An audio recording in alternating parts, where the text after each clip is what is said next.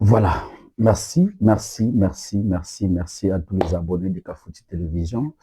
Merci pour la confiance que vous ne cessez de nous donner. Merci pour votre appui. Je pense qu'aujourd'hui, Kafouti Télévision, ce n'est plus une petite télévision, c'est un grand chaîne de télévision qui donne les informations à temps réel et qui donne les informations vérifiées, des informations très bien traitées. Et je pense que nos abonnés, vous êtes très, très d'accord pour le travail que nous sommes en train de faire. Et pour que nous puissions continuer, nous demandons toujours votre soutien. Soutenez cette chaîne.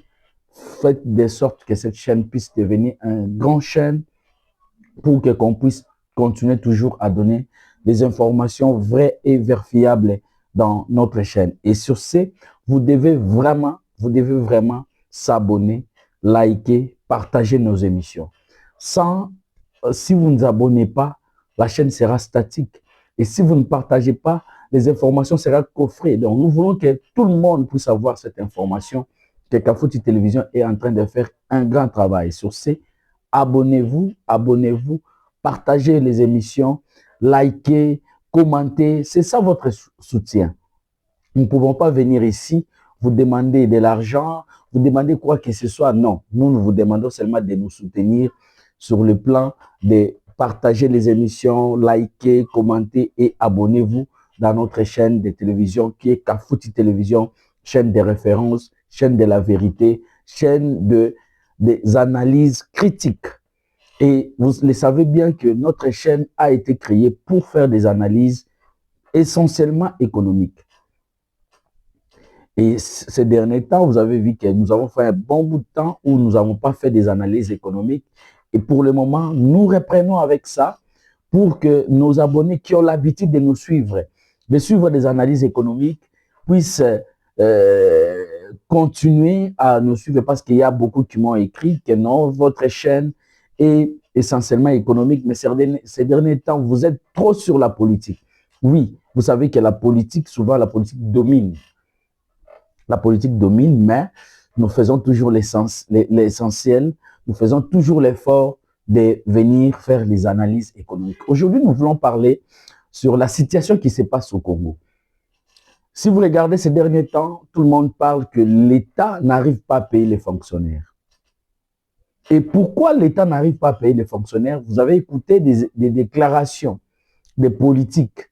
Notamment, nous avons suivi le professeur Godin Poi qui a dit si l'État n'arrive pas aujourd'hui à payer les fonctionnaires de l'État, c'est parce que l'État avait commis des erreurs sur le plan politique monétaire. La politique monétaire qu'avait mis André Ouamesso à la Banque centrale n'a pas permis que la RDC puisse payer, puisse avoir de l'argent. Et la RDC a fait des déficits, selon Godin Poi. Donc, ce déficit, c'est ça qui va nous rattraper. Et nous avons suivi encore un économiste qui s'appelle Mapamboli Flori, qui a dit non, ça n'a rien à voir avec la politique monétaire, mais ce sont chaque année, au premier trimestre, l'État a toujours des difficultés pour payer, pour financer ses actions. Pourquoi? Parce que l'échéance fiscale, c'est au mois d'avril. Donc, aujourd'hui, je pense que c'est le 31. Demain, c'est les débits de déclaration. Les gens partent dans le site de la DGI, prendre des souscrits pour leurs impôts et payer aussi jusqu'au 30 avril. Et cette période, l'État récolte beaucoup de moyens et l'État finance les projets d'investissement, tous ces projets qu'il a et paye les agents et l'État sans problème. Ça, c'est son Flori Mapamboli. Donc, pour citer que c'est là, vous allez voir qu'il y a les chocs des idées. Comme on dit en français, les chocs des idées jaillissent la lumière. Mais moi, ici, je viens pour vous parler en tant que fiscaliste. Parce que l'État, c'est une organisation que les gens ont mis en place, l'organisation pour fonctionner les pays. Vous allez voir que l'État a cherché à mettre des lois, l'État a cherché à mettre des règles pour que tout le monde puisse suivre toutes ces règles-là. Mais pour gérer, l'État a besoin des moyens. Sans moyens, vous ne pouvez pas gérer. Donc, c'est comme la famille. Vous êtes papa à la maison, vous avez votre femme, les enfants, mais pour que votre femme et les enfants puissent être en bonne santé, vous devez bien les entretenir. C'est comme l'État. L'État fonctionne comme l'humain. Donc, tous les besoins que nous, les humains qu'on a, l'État aussi a besoin de ces moyens-là pour financer les infrastructures. Parce que quand vous êtes en train d'administrer, vous devez faire que les infrastructures soient dans de bonne qualité, l'électricité, tout. Vous devez avoir de l'argent. Et cet argent, où est-ce que l'État prend cet argent? L'État prend cet argent dans la fiscalité. Donc, l'État prend cet argent quand les particuliers payent les impôts et taxes. Et c'est cet argent que l'État va financer les investissements, va payer, va construire des maisons administratives, des bâtiments administratifs. Tout ça, c'est en provenance de des moyens-là, c'est les impôts et taxes. Maintenant, les impôts et taxes, on ne les paye pas chaque jour. On ne les paye pas chaque jour. Il y a des mois où, au cours de l'année, l'État perçoive l'argent des impôts. Et ici au Congo, nous avons des régies, comme nous avons la DGI, nous avons les DGDA et DGRAD. Et chaque régie a des échéances fiscales par rapport aux impôts et taxes qu'ils perçoivent. Vous avez vu, comme à la DGI, vous allez voir que le mois d'avril, à partir du 1er avril, c'est le débit des déclarations et les paiements jusqu'au 30 avril. Et le deuxième acompte, c'est au mois de juillet. Le troisième acompte, c'est au mois de novembre. Et tous ces mois-là, vous allez voir que l'État ne manque pas de l'argent. Mais il y a des mois où il n'y a pas des échéances fiscales, il n'y a que la DGDA qui perçoivent pour les impôts et taxes par rapport aux douanes, à la douane plutôt. Donc, vous allez voir que pendant l'année civile, il y a des mois où l'État se retrouve dans son caisse avec beaucoup d'argent et il y a des mois où l'État n'a pas d'argent. Et cette dilemme, c'est compliqué pour que les profanes puissent le comprendre. Donc, pour comprendre cela, tout ça, il faut avoir au moins la connaissance sur la fiscalité. Donc, ici, je ne viens pas pour épargner, pour dire que non, l'État a raison qu'il ne paye pas les agents et les fonctionnaires de l'État. Je ne dis pas qu'il a raison, mais moi je dis, je prends la même logique avec Fleury Mapamboli, qui dit que à partir du mois d'avril, l'État sera capable de financer, l'État sera capable de payer les agents et les fonctionnaires de l'État parce que l'État aura l'argent par rapport à l'échéance fiscale. Parce que le premier échéance fiscale de l'année, c'est le mois d'avril. Donc, moi, je pense que demain déjà, les gens se préparent, les entreprises se préparent pour qu'ils puissent payer les impôts et taxes. Et je pense qu'au mois d'avril, toutes les choses vont se régulariser. Mais maintenant, le problème aussi, vous pouvez prendre tous ces moyens, mais le problème, c'est comment vous affectez ces moyens-là. Quelles sont les méthodes que vous utilisez pour affecter ces moyens-là? C'est ça qui pose problème. Aujourd'hui, en RDC, le vrai problème, c'est au niveau de l'affectation. Vous avez écouté dans le passé, on nous parlait de procédures d'urgence. Le procédure d'urgence est exclu dans la chaîne des dépenses. Moi, je ne pense pas que la procédure d'urgence est exclue. Ce n'est pas exclu, mais il y a des domaines privés qu'on utilise la procédure d'urgence. Par exemple, le voyage des chefs de l'État. Par exemple, pour financer la guerre. Mais pour financer un investissement, un projet, ce n'est pas que cet argent peut sortir dans la procédure d'urgence comme nous avons vu. Les projets d'Arena. Ça fait toller ici avec Nicolas Kazadi. Donc, le problème, c'est surtout au niveau de la manière qu'on finance, la manière qu'on fait sortir l'argent de l'État. Et des fois, l'État se retrouve la caisse vide et l'État recourt sur ce qu'on appelle les bons du trésor. Les bons du trésor, ça veut dire que quand la DGDA récolte, DGI récolte, DGRAL récolte, quand cet argent arrive à la Banque centrale utilise directement. Donc la banque ne reste pas avec nos réserves. Et ça, c'est un danger pour les pays. Ça, c'est un danger pour les pays. Donc voilà ce que je voulais partager avec vous aujourd'hui.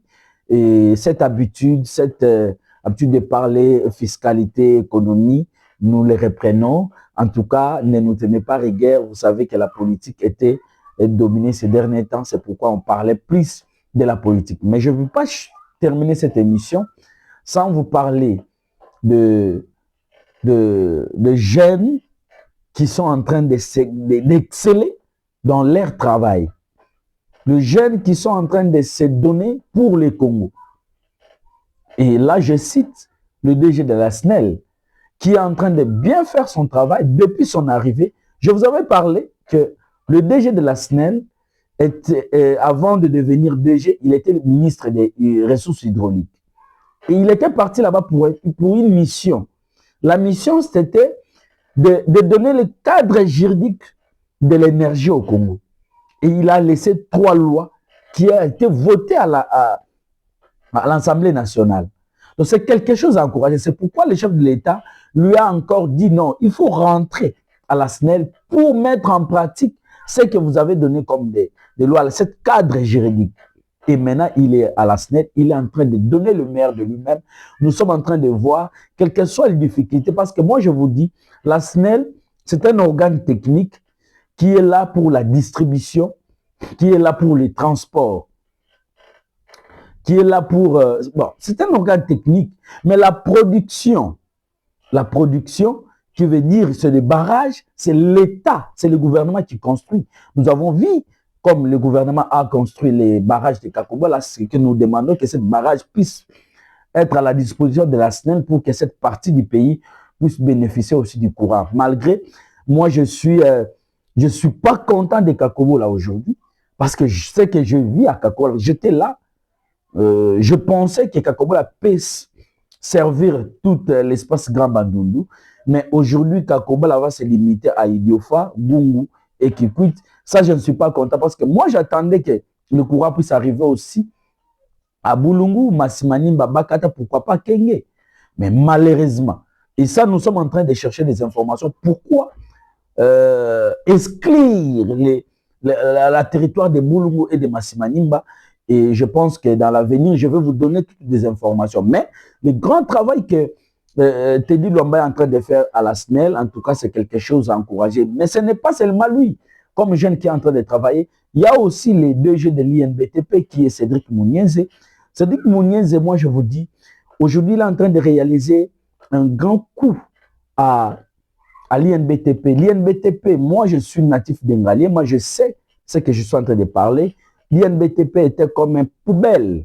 Mais aujourd'hui, l'INBTP est en train de dépasser l'INIKIN.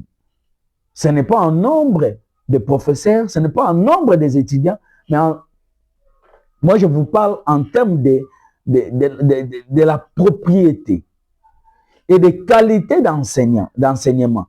Parce que chaque année, le DG Cédric Mounienze avec son équipe envoie des jeunes en Europe pour étudier, pour apprendre, et cette expertise qu'il puise là de revenir au pays pour donner à l'INBTP. Donc, et ce sont des jeunes qui sont en train de travailler. Donc, il a la politique de miser sur la jeunesse. Et aujourd'hui, si vous voyez les infrastructures à l'INBTP, il y a des infrastructures qui ont été financées par la présidence et il y a des infrastructures qui ont été financées par le même propre de l'INBTP. Et cette politique n'existait pas.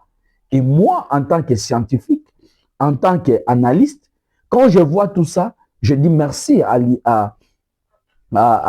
au DG Cédric Mounienze et tout ce qui est en train. Donc aujourd'hui, il est en train de faire que le président de la République puisse faire encore confiance aux jeunes. En regardant ce que les DG de la SNEL sont en train de faire, Cédric Mounienze, il y a beaucoup de jeunes qui sont en train de se mener pour faire bien leur travail.